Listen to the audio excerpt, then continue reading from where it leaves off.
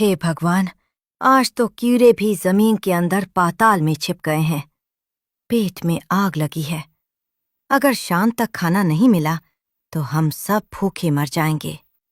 रानो अपने बेटे कुकू के साथ बैठी थी। कुकू भूख से इतना कमजोर हो गया था कि उससे रोया भी नहीं जा रहा था। तभी पास वाली डाल पर कालू कौवा वहां आया।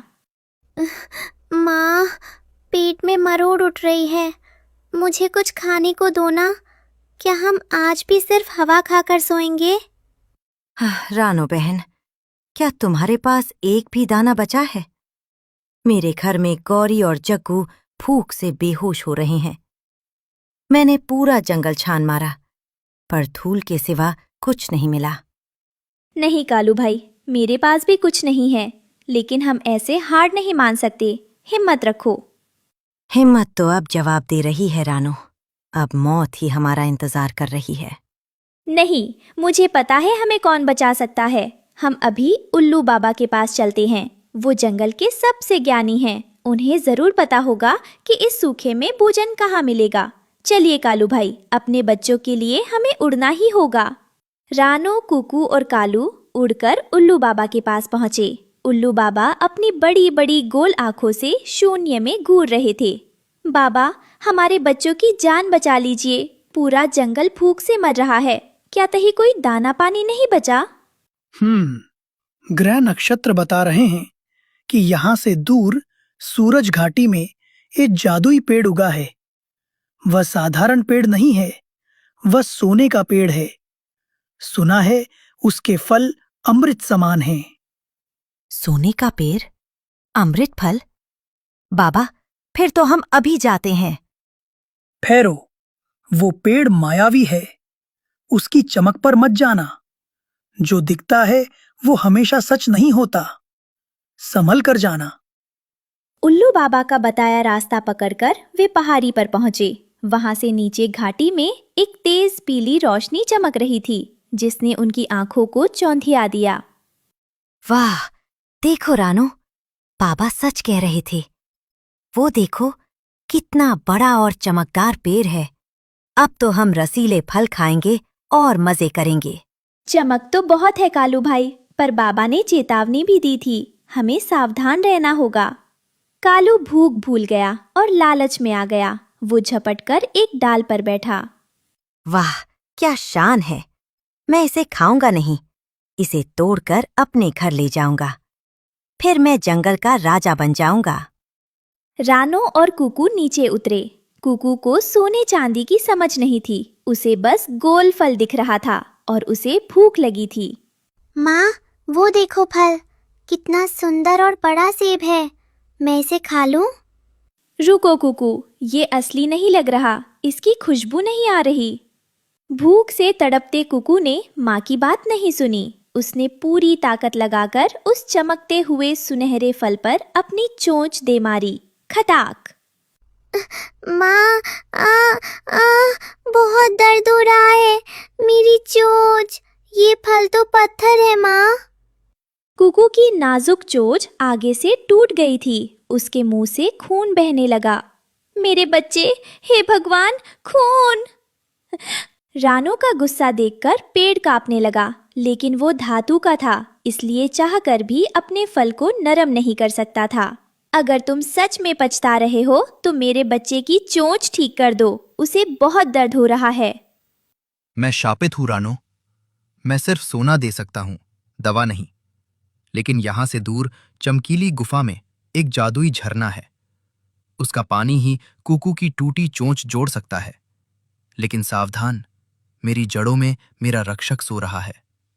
तभी जोरदार फुफकार सुनाई दी। पेड़ की जड़ों के नीचे से एक विशाल सुनहरा नाग बाहर निकला। उसकी आंखें लाल मणियों जैसी चमक रही थी। कुकू के खून की गंध ने उसे जगा दिया था। किसने मेरे सोने के फल को चोट पहुंचाई? मैं उसे निगल जाऊंगा। भागो रानो, ये तो साक्षात यमराज है। रानो ने घायल कुकू को अपने पंजों में दबाया और कालू के साथ तेजी से उड़ी। सुनहरा नाग उड़ नहीं सकता था, लेकिन वो चट्टानों पर बिजली की रफ्तार से रेंगता हुआ उनका पीछा कर रहा था। तुम मेरा सोना चुराने आए थे, अब बचकर नहीं जाओगे। रानो, तुम कुकू को लेकर आगे बढ़ो, मैं इसका ध्यान भटकाता हूँ। कालू ने अपनी जान की परवाह न करते हुए नाग की पूंछ पर चोंच मारी और दूसरी तरफ उड़ा।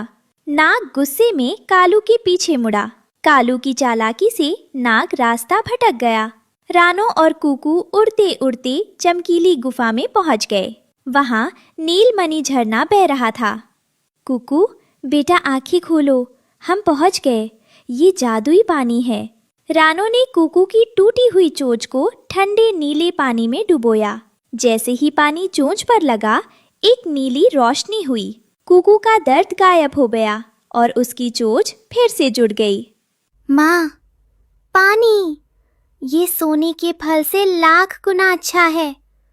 मेरी प्यास बुझ गई। बच गए। वो नाग तो बहुत खतरनाक था।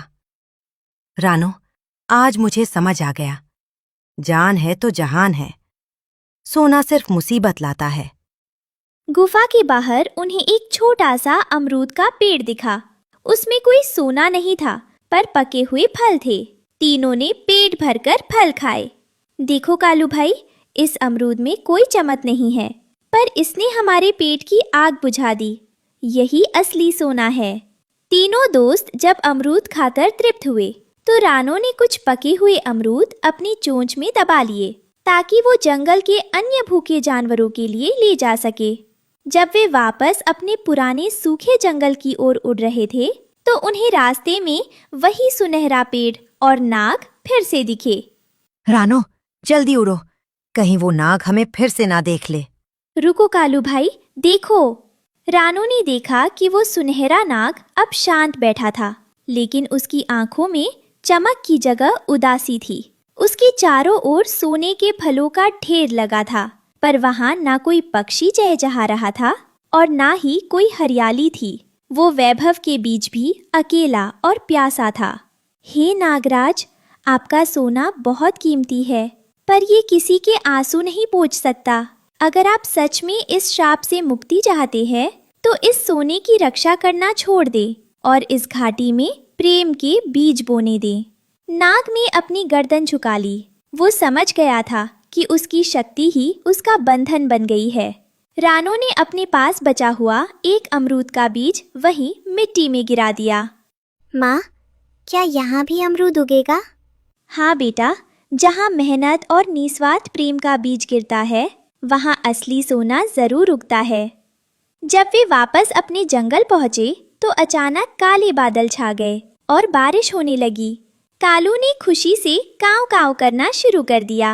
अब उनके पास सोने के फल तो नहीं थे, लेकिन उनके पास एक दूसरे का साथ, कुकू की सुरक्षित चोंच और बारिश की पहली बूंदों से महकती मिट्टी थी। देखो कालू भाई, कुदरत ने हमें जवाब दे दिया। असली खजाना ऊपर से बरस रहा है। इस कहानी से हमें सीख मिलती है कि दौलत की चमक पेट नहीं भर सकती। जीवन में सबसे कीमती चीजें वो हैं जो हमें जिंदा रखती हैं, जैसे भोजन और प्रेम। सुबह का समय था। रानो चिड़िया अपने छोटे से पेड़ पर बैठी आसमान की ओर देख रही थी। अब ठंडी हवा जा रही है। गर्मी का मौसम आ गया है। शायद अब थोड़ा सुकून मिलेगा। उसी समय उसकी बेटी गुड़िया चिड़िया पास आकर कहती है, मम्मा, अब हम ताजे फल खाने जाएंगे ना? हाँ बेटी, जंगल के सारे पक्षी आज एक नए जंगल में जा रहे हैं। मैंने सोचा आपको भी साथ ले चलूं। सच मम्मा, आप मुझे भी साथ लेकर चलोगी? बहुत मजा आएगा। ऐसे गुड़िया खुशी खुशी अपनी मम्मा के साथ उड़ती है और रास्ते में उन्हें कालू कौवा, गोरी कौवी, मिट्ठू तोता और बंटी कबूतर दिखाई पड़ते हैं। वो उनके पास आकर रुकती है। अच्छा है, सर्दियों के दिन जा रहे हैं। मैं तो ठंड से परेशान हो गई। हाँ, गौरी ने सही कहा। बेचारी अब कहीं जाकर नहाएगी, वरना पूरी सर्दी बिना नहाए गुजार दी। देखो तो पहले से भी ज्यादा काली पड़ गई है। ओ मिट्ठू तोते, मैं रोज सुबह 4 बजे नहा लेती थी। तू अपनी बता, ना जाने कितने हफ्तों से मुंह तक नहीं धोया होगा। काली कलूटी कहीं की, फिर भी मैं तेरी तरह काला नहीं पड़ा। मिट्ठू, मैं तेरा सर फोड़ दूंगी, मुझे गुस्सा मत दिला। अरे रे, आप दोनों चुप हो जाए। जरा सी बात पर लड़ने लगते हो। तुम कोई छोटे बच्चे हो। मिट्ठू तोते, तुम भी कम नहीं हो। अब छोड़ो ये सब फिजूल की बातें। यह सोचो, गर्मी की पहली सैर करने कहाँ जाना है? सागर वाले जंगल चलते हैं, वहीं वहाँ सभी प्रकार के फलों के पेड़ हैं। खूब खाएंगे और घर के लिए भी भर भर के लाएंगे। तो ठीक है, मैं अपनी बेटी गुड़िया को भी साथ ले चलती हूँ। वो भी बहुत दिनों बाद रसीले रसीले फल खाएगी। रास्ते में सभी पक्षी मिलकर एक लंबी उड़ान भरते हैं। रास्ते में उन्हें भूख और प्यास लगती है तो वो एक नदी के पास ठहर जाते हैं और पानी पीकर वापस उड़ते हैं। तभी एक बड़ा ड्रोन ऊपर से आता है। बचो बचो, ड्रोन आ रहा है, बहुत तेज है, इधर उधर हो जाओ। सभी पक्षी इधर उधर हो जाते हैं, लेकिन रानो और गुड़िया चिड़िया ड्रोन की चपेट में आ जाती है। दोनों जमीन पर गिरती है। मम्मा मम्मा, आपकी चोंच से खून क्यों आ रहा है? ये क्या हो गया आपको? बोलिए ना, उठिए मम्मा। देखिए ना, कितने पंछी तो बचकर निकल गए, पर आप क्यों गिर गई मम्मा? बेटी डर मत, मैं ठीक हूँ। बस थोड़ा सा जख्म है, कुछ नहीं हुआ। कोई तो आएगा मदद करने, लेकिन कोई नहीं आता। बाकी पक्षी आगे बढ़ जाते हैं। तू ठीक है ना गुड़िया? तुझे कुछ नहीं हुआ ना? बस यही जानना चाहती हूँ, बाकी सब सह लूंगी। माँ हूँ मैं, मेरी जान भी चली जाए पर तुझे कुछ न हो, बस इतना ही काफी है मेरे लिए। पर आसमान अब खामोश था। पंछियों की भीड़ तो आगे बढ़ चुकी थी। जंगल के दोस्त अब अनजान बन चुके थे। कोई न रुका, कोई न पलटा, सब बस उड़ते रहे जैसे रानो कभी उनका हिस्सा ही न थी। गुड़िया, अगर मैं सो जाऊं तो आप डरना मत। आप उड़ सकती हो, आप बहुत बहादुर हो। नहीं मम्मा, आप मुझे छोड़कर नहीं जाएंगी। आप मुझे कभी अकेला नहीं छोड़ सकती। धीरे धीरे रात हो चुकी थी। रानो की सांसें धीमी पड़ चुकी थीं और नन्ही गुड़िया, जो अभी उड़ना सीख ही रही थी, अपनी घायल माँ के लिए आसमान नहीं, जमीन के हर कोने में मदद ढूंढने निकल पड़ी थी। मम्मा को बचाना है, मम्मा को कुछ नहीं होने दूंगी। कोई तो होगा इस जंगल में जो हमें बचा सकता है। गुड़िया थककर एक पुराने पेड़ के नीचे बैठती है। तभी एक धीमी आवाज आती है। अरे छोटी सी चिड़िया, इतनी रात को अकेली क्यों रो रही हो बच्ची? बाबा, मेरी मम्मा बहुत जख्मी है। ऊपर से ड्रोन टकरा गया था, वो जमीन पर पड़ी है। कोई मदद नहीं करता, कोई नहीं रुकता। मम्मा मर जाएंगी क्या बाबा? चलो बेटी, मुझे अपनी माँ के पास ले चलो। मैं नहीं जानता मैं कितना कर पाऊंगा, पर कोशिश जरूर करूंगा। गुड़िया झट से उड़ती है और चूहे को रानो के पास ले जाती है। चूहा रानो की हालत देखकर खुद से बड़बड़ाते हुए कहता है, ये तो बहुत बुरा जख्म है, बहुत खून बह चुका है। कुछ कीजिए बाबा, कुछ कीजिए। मम्मा को मत जाने दीजिए।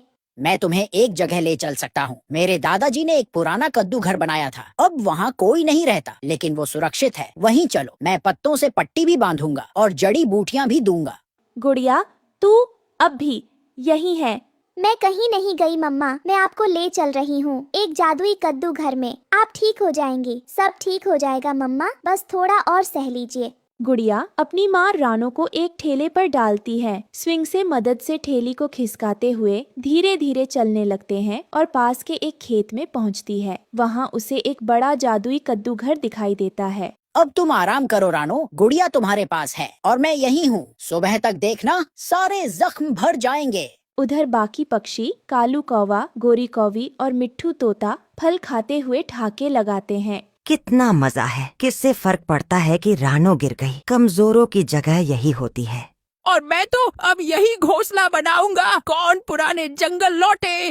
रात को एक भूखी बिल्ली आती है। अरे, आम के पेड़ पर स्वादिष्ट पक्षी, आज दावत है। कालू और गोरी अपनी जान बचाने के लिए मिट्ठू को बिल्ली के हवाले कर देते हैं। बिल्ली जी, वो तोता हमारा नहीं है, ले जाइए उसे। बिल्ली मिट्ठू को खा जाती है। अगले दिन बिल्ली की बड़ी बहन आती है और कालू और गोरी को भी मार डालती है। सुबह होती है। रानो की तबीयत कुछ ठीक हो गई थी। गुड़िया पालक के पत्तों से खाना बनाती है। मम्मा, हम कद्दू के घर में हैं और देखो खाना भी है। अब हमें किसी की जरूरत नहीं। शाबाश मेरी बच्ची, हमें किसी को धोखा नहीं देना चाहिए, ना ही मुश्किल समय में किसी को अकेला छोड़ना चाहिए। जो दिल से अच्छा होता है उसका घर हमेशा सुरक्षित रहता है। इस कहानी से हमें सीख मिलती है कि जो सच्चा साथी होता है वही असली परिवार होता है और जो दूसरों को दुख में छोड़ देते हैं उन्हें समय जरूर सजा देता है। जंगल में सावन की पहली घटाएं छा चुकी थीं। ठंडी हवा और काले बादल पूरे जंगल पर छा गए थे, लेकिन इस बार बारिश कुछ ज्यादा ही तेज थी। रानो चिड़िया अपने बच्चों के साथ पेड़ की डाल पर बैठी थी। बेटा गुड़िया, कुकू जल्दी जल्दी दानों को पंखों में छुपा लो, घोंसले के कोनों में रख दो। ये बारिश तो जैसे रुकने का नाम ही नहीं ले रही। हर तरफ पानी ही पानी भर गया है और देखो पत्ते भी गिरने लगे हैं। हे भगवान, ये कैसी आफत की बारिश है। माँ, पानी टपक रहा है, हमारा घोंसला तो भीग गया। माँ, कहीं हमारा घर गिर तो नहीं जाएगा? माँ, बहुत ठंड लग रही है, मैं कांप रहा हूँ, पानी आंखों में जा रहा है और मुझे डर लग रहा है। माँ, कहीं हम बह न जाएं इस तेज बारिश में। हम कहाँ जाएंगे अगर हमारा घोंसला टूट गया तो? बस मेरे बच्चों, डरो नहीं, मैं हूँ ना, मैं कुछ करूँगी, तुम्हें कुछ नहीं होने दूंगी। बस भगवान से दुआ करो कि ये बारिश थम जाए और हम सब सलामत रहें। तेज बारिश से न सिर्फ रानों का घर बह गया, बल्कि पूरे जंगल के पंछी बेघर हो गए। हर तरफ सिर्फ पानी ही पानी था। बारिश 3 दिन तक रुकी ही नहीं। पेड़ों से घोंसले गिर गए, अंडे टूट गए, चूजे बह गए। हर चिड़िया परेशान और दुखी थी। एक पेड़ के नीचे कबूतर मियाँ अपने बच्चों को बारिश से बचाने की कोशिश कर रहा था। या अल्लाह, ये कैसी कयामत की बारिश है। हमारा घोंसला तो कब का उड़ गया, ना कोई छत बची ना कोई सहारा। मेरे बच्चे ठंड से कांप रहे हैं, उनका रंग उड़ गया है। खुदा रहम कर, कहाँ जाए अब हम, किससे मदद मांगे? जंगल में हर कोई बेबस है, हर कोई डरा हुआ है। वही पड़ोसी मिट्ठू तोता अपनी बीवी और बच्चों के साथ बारिश में भीग रहा था। बचपन में ऐसी बारिश कभी नहीं देखी थी। ये तो जैसे जान लेने आई है। हम कहीं भी नहीं छुप सकते। हर पेड़ गीला है, हर टहनी कांप रही है। अगर ये बारिश यूं ही चलती रही ना तो हम सब मर जाएंगे और कोई हमें ढूंढने भी नहीं आएगा। मेरे बच्चों को कुछ हो गया तो मैं कैसे जीऊंगी मिट्ठू? हे भगवान, ये कैसी परीक्षा है मेरी। मेरे मासूम बच्चों ने कभी किसी का बुरा नहीं चाहा, फिर इतनी सजा क्यों? तेज हवा में हमारे घोंसले उड़ गए, दाने पानी सब बह गया। अब ये ठंड, ये पानी, मेरे बच्चों को बचा लो प्रभु, कुछ कर दो। कहाँ जाए हम, किससे मदद मांगे? हम तो परिंदे हैं, आवाज भी किसी तक नहीं पहुँचती। माँ, हम कहीं और चले, यहाँ बहुत डर लग रहा है। माँ प्लीज हमें बचा लो। हाँ बेटा, मैं हूँ ना, मैं तुम्हें कुछ नहीं होने दूंगी। बस थोड़ा और सब्र करो, शायद कोई रास्ता मिल जाए। जंगल के पंछी बिखर चुके थे, पर उम्मीद अब भी जिंदा थी। चौथे दिन सुबह सूरज की किरणें जंगल में आईं। बारिश थम गई थी, लेकिन नुकसान बहुत हुआ था। रानो एक ऊंचे पेड़ पर बैठी दूर खेत की तरफ देखती है। बच्चों देखो, वहाँ खेत के किनारे कुछ इंसान दिखाई दे रहे हैं। शायद वो हमारी हालत देखकर हमारी मदद करें। हमारे पास अब कोई और सहारा नहीं बचा है। पेड़ टूट गए, घोंसले बह गए और अब ये ठंडी हवा। अगर हम वहाँ जाएं तो शायद कोई इंसान हमें शरण दे दे। माँ, हमें वहाँ चलना चाहिए। शायद वो लोग अच्छे हों और हमें एक सूखी जगह दे दें। मैंने सुना है इंसान कभी कभी जानवरों की मदद करते हैं। हम कोशिश तो कर सकते हैं। माँ, क्या वो हमें भगाएंगे तो नहीं अगर उन्होंने हमें पकड़ लिया तो? नहीं कुकू, हमें कोशिश तो करनी होगी। चलो दोस्तों, हम सब मिलकर वहाँ चलते हैं। पक्षी धीरे धीरे उड़कर खेत की ओर जाते हैं। वहाँ खेत में एक औरत काम कर रही थी, रज्जो काकी, एक किसान की बीवी। वो अपने खेत में बाढ़ के बाद सफाई कर रही थी। रानो चिड़िया उड़कर उसके पास आती है। अरे रे, ये तो चिड़िया है, कितनी बुरी हालत है इसकी। हम सब बेघर हो गए हैं काकी, बारिश ने सब लूट लिया। घोंसले बह गए, अंडे टूट गए और अब ठंडी हवा से जान निकल रही है। हम कहाँ जाए, किससे मदद मांगे? ओ राम जी, इतने सारे पंछी, मैं तुम्हें यूं बेघर नहीं देख सकती। तुम सब मेरे आंगन में आ जाओ, वहाँ सूखा और सुरक्षित है। मैं तुम्हारे लिए कुछ करती हूँ। काकी, आप सचमुच हमारी मदद करेंगी? हमने कभी सोचा भी नहीं था कि कोई इंसान हमारी इतनी चिंता करेगा। बेटा, मदद करना तो इंसानियत का फर्ज है। तुम सब मेरे लिए भगवान के भेजे हुए मेहमान हो। चलो अब देर मत करो, सबको बुलाओ और मेरे साथ आओ। रज्जो काकी ने बिना देर किए सब पक्षियों को अपने आंगन में बुला लिया। रज्जो काकी ने बांस और पुरानी चटाइयों से एक बड़ा और मजबूत घर बनाना शुरू किया। मैं बांस का टुकड़ा लाऊं? मैं चटाई की गांठें बांध देता हूँ। माँ देखो, मैं भी मदद कर रही हूँ।